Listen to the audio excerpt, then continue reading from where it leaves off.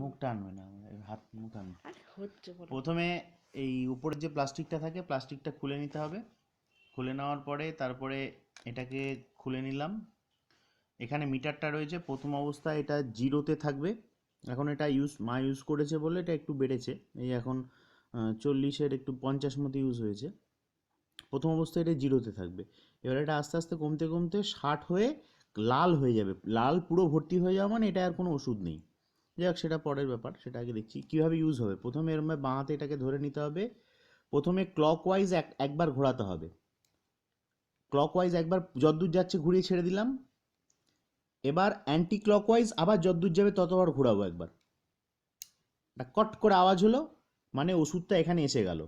ঠিক আছে, এবার আর কিছু ঘোরাবো না। এবার জাস্ট মুখে দিয়ে বন্ধ করে করে টেনে নেবো।